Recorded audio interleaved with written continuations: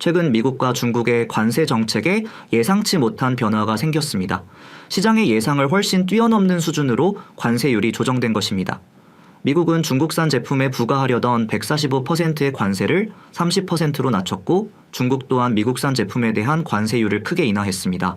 처음에는 양국이 만나서 서로 눈치만 볼 것이라는 예상이 지배적이었습니다. 하지만 공동성명 발표에 이어 파격적인 관세 인하까지 나오면서 시장은 놀라는 분위기입니다. 사실상 90일 동안은 추가적인 무역 분쟁에 긴장 없이 시간을 번 셈입니다. 이 소식이 전해지자마자 대체 거래소에서는 관련 기업들 주가가 시간 외 거래에서부터 들썩이기 시작했습니다. 시장이 예상했던 것보다 훨씬 긍정적인 신호가 나왔기 때문입니다. 물론 지난 관세 충격 이후 주가 지수가 상당히 회복된 상태라 여기서 추가적인 상승폭이 아주 크지는 않을 수도 있습니다. 하지만 가장 큰 불확실성이었던 미중 무역 갈등이 당분간 수면 아래로 내려갔다는 점에서 투자 심리는 확실히 개선될 것입니다. 결국 트럼프와 시진핑 두 정상이 결단을 내린 이유는 간단합니다. 서로의 피해가 너무 컸기 때문입니다. 145%라는 관세율은 사실상 무역을 하지 말자는 것과 같습니다. 실제로 중국에서 미국으로 향하는 물동량이 크게 줄었고 미국 내 대형 마트에서는 당장 2주 뒤부터 물건이 동날 수 있다는 경고까지 나왔습니다. 중국산 제품 비중이 60%에 달하는 상황에서 더 버티기 어려웠을 겁니다. 일단 상황을 진정시키고 90일 동안 다시 협상하자는 데 합의한 것입니다. 다만 이것이 완전한 해결을 의미하는 것은 아닙니다. 시간을 번 것뿐이지 90일 안에 구체적인 합의안이 나와야 합니다. 만약 이때까지 결과물이 없다면 가을쯤에 시장은 다시 한번 크게 흔들릴 수 있습니다.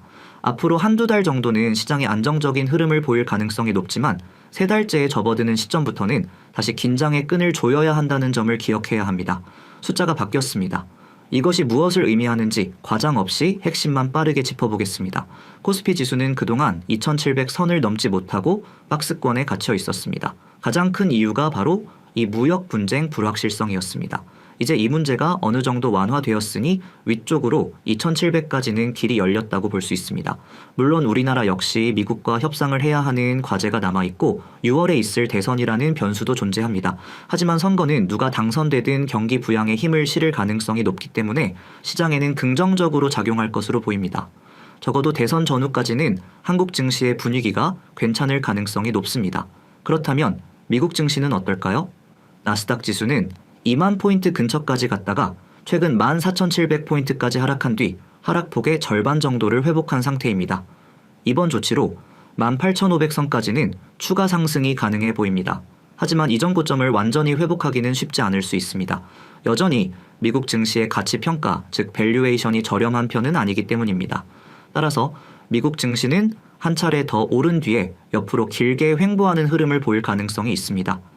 여기서 우리가 주목해야 할 중요한 변화의 신호가 있습니다. 지난 몇 년간 이어졌던 미국 증시의 독주 시대가 사실상 끝나가고 있다는 점입니다. 과거에는 미국만 오르고 한국을 포함한 다른 나라 증시는 소외되는 현상이 뚜렷했습니다. 하지만 이제는 자금이 전 세계로 분산될 가능성이 높습니다. 인공지능, 즉 AI 열풍 때문에 미국이 유독 강했던 측면도 있지만 이제는 그 열기가 독일과 같은 다른 선진국이나 한국 같은 신흥국으로 퍼져나갈 수 있다는 의미입니다. 국내 증시로 치면 조선, 방산, 화장품처럼 일부 주도주만 오르던 장세에서 다른 소외됐던 종목으로 수급이 확산되는 것과 비슷한 현상입니다. 최근 원달러 환율이 1,400원 밑으로 떨어졌다가 다시 오르는 모습을 보였는데 이것 역시 달러가 다시 강해졌기 때문입니다. 하지만 현재의 환율은 여전히 비정상적으로 높은 수준입니다. 국내 정치적 불확실성이 해소되는 대선 이후에는 결국 1,400원 아래로 안정될 가능성이 높다고 봅니다. 우리나라 환율이 유독 높게 유지되는 이유 중 하나는 정치적 리스크 때문이었습니다. 이 부분이 정리되면 외국인 자금이 다시 들어올 수 있는 좋은 환경이 만들어집니다. 많은 분들이 AI 투자의 시대는 이제 끝난 것 아니냐고 걱정하십니다. 특히 경기 침체 우려가 커지면서 빅테크 기업들이 AI 관련 지출을 줄일 것이라는 소문이 돌기도 했습니다. 하지만 이것은 기우에 불과했습니다. 마이크로소프트와 아마존은 지출을 줄이지 않겠다고 발표했고 오히려 마이크로소프트는 투자를 더 늘린다고 했습니다. 메타 역시 투자를 대폭 확대했습니다. 빅테크 기업들의 투자는 전혀 흔들림이 없습니다. 심지어 전력회사 최고 경영자들은 이런 수요는 본 적이 없다며 AI 관련 데이터 센터 증설이 계속되고 있다고 강하게 이야기합니다. 결론적으로 AI 지출 증가세는 의심할 필요가 없습니다.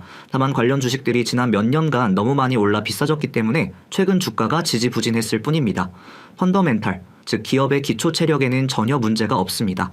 이런 상황에서는 혹시라도 시장 전체가 흔들리면서 이들 주가가 다시 한번 크게 하락한다면 그것은 오히려 좋은 매수 기회가 될 수 있습니다. 그렇다면 지금 시점에서 미국의 빅테크 주식에 투자한다면 어떤 기업을 주목해야 할까요? 저는 여전히 AI를 통해 실제로 돈을 가장 잘 벌고 있는 기업에 집중해야 한다고 봅니다. 그런 면에서 가장 주목할 기업은 메타입니다. 메타는 AI 기술을 광고에 접목해서 막대한 수익을 실제로 만들어내고 있습니다. 지출도 많이 하지만 버는 돈이 더 빠르게 늘고 있습니다. 작년부터의 실적 발표를 보면 아주 이상적인 그림을 그려가고 있습니다. 반면 테슬라도 AI 관련주로 볼 수 있습니다. 자율주행이나 로봇 사업 모두 AI가 핵심이기 때문입니다. 하지만 전기차 판매 부진이라는 문제가 해결되지 않아 시간이 좀 더 필요해 보입니다. 또한 주가가 일론 머스크의 말 한마디에 너무 크게 움직이는 경향이 있습니다. 따라서 테슬라는 주가가 오를 때 따라 사기보다는 시장 충격으로 크게 하락했을 때 분할로 접근하는 전략이 더 유리할 수 있습니다. 오늘 언급된 빅테크 기업들의 AI 비즈니스 현황과 핵심 지표는 고정 댓글표로 정리해 두었습니다. 참고용으로 무료로 보실 수 있습니다. 가장 어려운 상황에 놓인 것은 애플입니다. 애플은 미중 관세 전쟁의 가장 큰 피해 기업 중 하나이면서 동시에 AI 분야에서 뚜렷한 성과를 보여주지 못하고 있습니다. 인공지능 관련 업데이트를 내년으로 또다시 연기하면서 시장의 실망감을 키웠습니다. 따라서 애플은 당분간 힘든 시간을 보낼 가능성이 높습니다. 결국 빅테크 안에서도 차별화가 뚜렷해지고 있는 것입니다. AI로 확실한 결과물을 보여주는 기업과 그렇지 못한 기업의 주가 격차는 앞으로 더 벌어질 것입니다. 물론 이것은 하나의 가능성이지 보장된 미래는 아닙니다. 모든 투자에 대한 최종 책임은 투자자 본인에게 있다는 점을 반드시 기억하셔야 합니다. 빅테크가 아니더라도 미국 시장에서 기회를 찾을 수 있습니다. 트럼프가 관세를 무기로 삼는 가장 큰 이유는 결국 미국에 공장을 지으라는 메시지입니다. 미국의 제조업을 다시 부흥시키려는 의도입니다. 그렇다면 미국의 제조업 육성 정책에 직접적으로 수혜를 입는 기업들에 주목할 필요가 있습니다. 예를 들어 제너럴 일렉트릭에서 분사한 지베르노바 같은 기업이 있습니다. 이 회사는 액화천연가스, 즉 LNG 발전소에 들어가는 터빈을 만드는 세계적인 기업입니다. AI 데이터 센터가 늘어나면서 전력 수요가 폭발적으로 증가하고 있고 트럼프는 LNG 발전을 계속 강조하고 있습니다. 현재 발전소용 터빈은 공급이 수요를 따라가지 못하는 상태입니다. 주가가 이미 많이 오르긴 했지만 구조적인 성장성을 주목해 볼 만합니다. 또한 에이메텍 같은 기업도 있습니다. 이 회사는 미국에 공장을 지을 때 필요한 다양한 계측 장비나 부품을 만듭니다. 미국에 공장이 계속 들어서면은 당연히 이 회사의 제품이 많이 필요하게 됩니다. 최근 주가가 크게 하락했다가 다시 회복하는 모습을 보이고 있습니다. 이처럼 주인공 옆에서 묵묵히 성과를 내는 조연 같은 기업들에도 기회가 있습니다. 철강 업종 역시 마찬가지입니다. 미국이 자국 철강 산업을 보호하기 위해 높은 관세를 부과하면 미국 내 철강 회사들은 가격 경쟁력에서 유리한 위치를 차지하게 됩니다. 또한 미국에 공장을 짓고 인프라를 건설하는 데는 막대한 양의 철강이 필요합니다. 결국 핵심은 트럼프가 원하는 산업 그리고 그 안에서 보호를 받으며 성장할 수 있는 미국 기업을 찾아내는 것입니다. 이제 시장은 모든 종목이 함께 오르는 장세가 아닙니다. 빅테크 안에서도 AI로 돈을 버는 기업을 골라내야 하고 다른 한편에서는 정책의 수혜를 직접적으로 받는 인프라 관련 기업들을 눈여겨봐야 합니다. 그렇다면 이런 상황에서 한국 증시는 어떤 기회를 잡을 수 있을까요?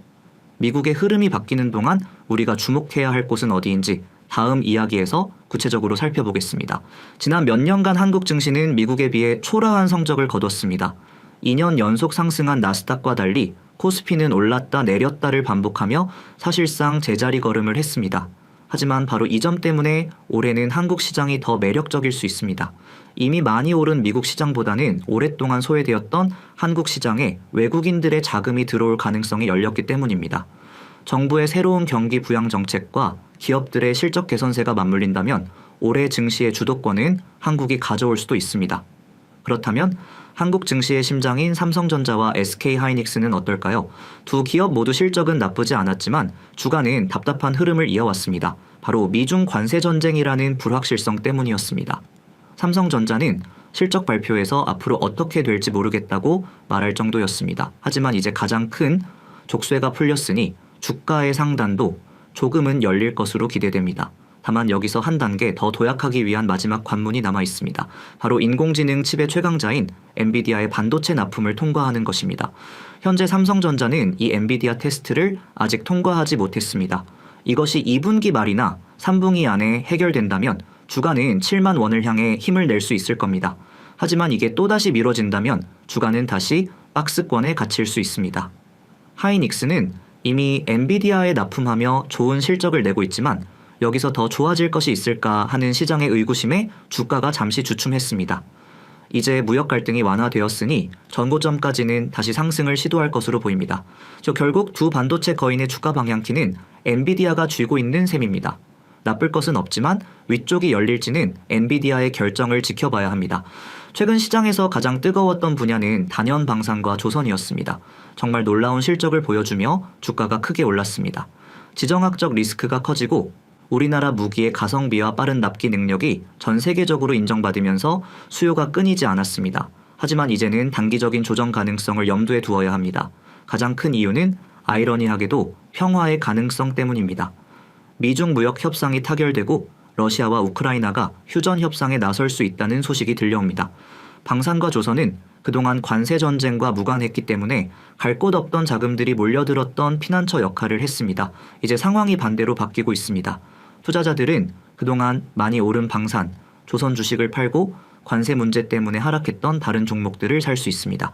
돈은 한정되어 있기 때문에 잘 나가는 쪽에서 돈을 빼서 소외된 쪽으로 옮겨가는 수급 이동이 나타날 수 있다는 뜻입니다. 물론 방산 수요가 구조적으로 성장하는 것은 맞지만 투자 심리 측면에서는 불편한 소식들입니다. 따라서 이들 섹터에 대해서는 당분간 보수적인 접근이 필요해 보입니다. 그렇다면 그동안 눌려있던 종목 중에서는 어떤 것을 봐야 할까요? 저는 현대차와 기아 같은 자동차 주식이 지금 가장 편안한 투자처 중 하나라고 봅니다. 주가는 온갖 악재를 반영하며 바닥까지 빠져 있는데 돈은 정말 잘 벌고 있습니다. 현대차는 1년에 15조, 기아는 10조 원의 이익을 냅니다. 배당도 많이 주고 주주환원 정책도 적극적입니다. 관세 문제 때문에 주가가 억눌려 있었는데 이 부분이 해결될 기미를 보이고 있습니다. 영국과의 협상에서 자동차 관세가 인하된 것처럼 미국과의 협상에서도 좋은 결과가 나올 수 있다는 기대감이 생겼습니다. 이미 25% 관세라는 최악의 상황도 경험해 봤기 때문에 여기서 더 나빠질 것은 사실상 없습니다. 투자를 한다면 배당을 더 많이 주는 기아가 매력적으로 보입니다. 기아의 예상 배당 수익률은 7%에 달합니다. 현대차의 경우 본주보다 배당 수익률이 더 높은 우선주에 투자하는 것도 좋은 전략입니다. 자동차 주식은 은행 예금처럼 높은 배당을 받으며 마음 편히 시간과 함께 갈 수 있는 투자 대안이 될 수 있습니다. 오늘 언급된 기업들을 포함한 고배당주 리스트와 예상 수익률은 고정 댓글 링크에 따로 정리해 두었으니 참고해 보시기 바랍니다. 시장에서 완전히 버림받은 섹터도 있습니다. 바로 2차전지입니다. 대장주인 LG에너지솔루션의 주가를 보면 바닥을 기고 있습니다. 더 이상 빠지기도 어려울 만큼 내려왔지만 올라갈 힘도 보여주지 못하고 있습니다. 여기에는 두 가지 큰 문제가 걸려 있습니다. 첫째는 미국의 보조금 문제입니다. 바이든 정부가 만든 배터리 보조금 정책을 트럼프가 없애려고 하고 있습니다. 이 불확실성이 해소되어야 합니다. 만약 보조금 지급이 그대로 유지된다라는 결정이 나오면 배터리 주가는 한번 크게 오를 수 있습니다. 두 번째 문제는 유럽 시장입니다. 유럽에서 전기차는 잘 팔리는데 그 안에 들어가는 배터리는 대부분 중국산입니다. 우리나라 기업들이 유럽에서 중국의 저가 공세에 밀려 힘을 쓰지 못하고 있습니다. 이를 만회하기 위해 LFP라는 저가형 배터리를 개발하고 있지만 본격적으로 공급되기까지는 시간이 더 필요합니다. 나쁜 건 다 알지만 좋아질 거라는 확신이 보이지 않으니 투자자들이 외면하고 있는 것입니다. 좋아질만 하면 실망하고 나아지나 싶으면 다시 고꾸라지는 상황이 반복되면서 이제는 거래 대금조차 말라버렸습니다. 하지만 2차 전지는 우리나라의 핵심 산업입니다. 결국 회복할 것이라고 보지만 확실한 반전의 계기가 나타날 때까지는 더 많은 인내심이 필요한 구간입니다. 네이버와 카카오 같은 인터넷 플랫폼 기업들도 답답한 흐름을 이어가고 있습니다. 좋을만 하면 주가가 빠지는 일이 반복되면서 투자자들을 지치게 만들고 있습니다. 네이버는 그나마 전자상거래 부문이 쿠팡과 시장을 양분하며 좋은 성장률을 보여주고 있습니다. 하지만 핵심 사업인 검색 광고의 성장이 둔화되고 있습니다. 무엇보다 AI 분야에서 메타처럼 확실하게 돈을 버는 모습을 보여주지 못하는 것이 아쉽습니다. 돈은 잘 벌지만 새로운 성장 동력이 보이지 않는 마치 가치주처럼 변해버린 모습입니다. 카카오는 상황이 더 어렵습니다. 실적 회복에 시간이 더 필요해 보이고 성장을 이끌 만한 새로운 사업이 명확하게 보이지 않습니다. 네이버는 전자상거래라는 확실한 성장 분야가 있지만 카카오는 이렇다 할 부분이 부족합니다.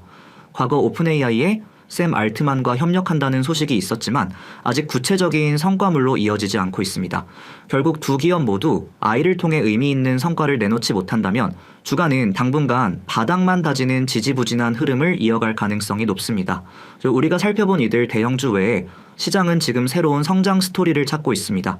기존의 주도주들이 쉬어가는 동안 정책의 변화 속에서 새롭게 떠오를 수 있는 다크호스, 즉 숨겨진 유망 분야는 어디일지 다음 파트에서 집중적으로 분석해 보겠습니다. 이제 그동안 빛을 보지 못했던 숨은 유망주들을 찾아볼 차례입니다. 당장의 실적보다는 앞으로의 정책 변화와 구조적인 성장의 수혜를 입을 수 있는 분야들입니다. 저는 이런 장기적인 관점에서 우주항공과 원자력 발전, 그리고 증권업을 주목하고 있습니다. 먼저 우주항공 분야는 더 이상 먼 미래의 꿈이 아닙니다. 이미 여야를 가리지 않고 국가적인 육성 의지가 확인된 산업입니다. 올해 하반기에는 민간 기업이 주도하는 누리호 4차 발사가 예정되어 있고 이는 한국판 스페이스X의 시작을 알리는 신호탄이 될 수 있습니다. 정부 차원에서도 우주항공청을 중심으로 2025년 한 해에만 8천억 원이 넘는 연구개발 예산을 투입하며 강력하게 힘을 실어주고 있습니다. 먼 미래를 보고 투자하는 분야인 만큼 장기적인 시각으로 접근할 필요가 있습니다. 원자력 발전 역시 중요한 변곡점을 맞이하고 있습니다. 과거 탈원전 정책으로 인해 어려움을 겪었지만 이제는 분위기가 완전히 바뀌었습니다. 인공지능 시대를 맞아 폭증하는 전력 수요를 감당하고 동시에 탄소 중립 목표를 달성하기 위해서는 원전이 필수적이라는 공감대가 형성되고 있습니다. 체코 원전 수주가 잠시 난관에 부딪혔지만 이는 끝이 아니라 과정일 뿐입니다. 우리나라 기업들은 세계 최고 수준의 원전 시공 능력을 갖추고 있습니다. 두산에너빌리티 같은 전통의 강자는 물론 미국의 소형 모듈 원자로, 즉 SMR 사업에 현대건설 같은 대형 건설사들이 참여하며 새로운 기회를 만들고 있습니다. 국내뿐 아니라 해외에서 더 큰 성장이 기대되는 분야입니다. 시장의 흐름을 따라 단기적인 관점에서 볼 만한 분야도 있습니다. 바로 항공주입니다. 항공주 투자의 핵심은 간단합니다.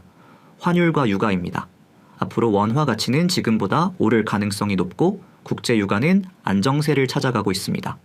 항공사들은 비행기를 빌리는 리스 비용이나 유류비를 달러로 결제하기 때문에 원화가 강해지고 유가가 낮아지면은 비용이 크게 줄어듭니다. 실적이 좋아질 수밖에 없는 환경이 만들어지는 것입니다. 물론 항공산업의 특성상 몇 년씩 장기 투자할 종목은 아닙니다. 하지만 앞으로 6개월에서 1년 정도를 보고 20-30% 정도의 목표 수익률을 기대하는 단기 투자처로는 충분히 매력적입니다. 반도체 대형주가 움직이면 그보다 더 탄력적으로 움직이는 것이 바로 소재, 부품, 장비, 이른바 소부장 기업들입니다. 지난 하락장에서 대형주보다 더 크게 하락했기 때문에 반등장에서는 더 큰 폭으로 오를 수 있는 잠재력을 가지고 있습니다. 관세 리스크가 완화되고 반도체 업황이 바닥을 다지고 있는 지금 좋은 소부장 기업들을 찾아보는 것도 훌륭한 전략이 될 수 있습니다. 마지막으로 한국 증시 자체의 구조적인 변화에 투자하는 방법도 있습니다. 바로 증권주입니다. 그동안 은행주가 많이 주목받았지만 올해는 증권주를 눈여겨볼 필요가 있습니다. 높은 배당 매력도 있지만 더 중요한 것은 상법 개정에 대한 기대감입니다. 주주 권리를 강화하고 자본 시장을 활성화하려는 정부의 의지가 강하기 때문에 상법 개정은 결국 이루어질 가능성이 높다고 봅니다. 그렇게 되면은 인수합병 같은 기업 활동이 활발해지고 주식시장으로 더 많은 자금이 들어오게 됩니다. 증권사들이 할 일이 많아지는 것입니다. 삼성증권 같은 대형사나 높은 배당과 세금 혜택까지 있는 대신증권 같은 종목들이 대안이 될 수 있습니다. 최근 시장의 핵심 변화가 바로 여기에 있습니다. 과장 없이 데이터에 근거한 가능성을 짚어드리는 것이 이번 영상을 제작한 이유입니다. 정리하자면 장기 성장 동력으로는 우주항공과 원자력을, 시장 회복기에는 자동차와 항공, 반도체 소부장을, 그리고 시장 자체의 체질 개선 효과를 노린다면 증권주를 눈여겨볼 시점입니다. 시장은 살아있는 생물과 같아서 뜨거운 관심이 쏠렸던 곳이 차갑게 식기도 하고 아무도 거들떠보지 않던 곳에서 새로운 기회가 싹트기도 합니다.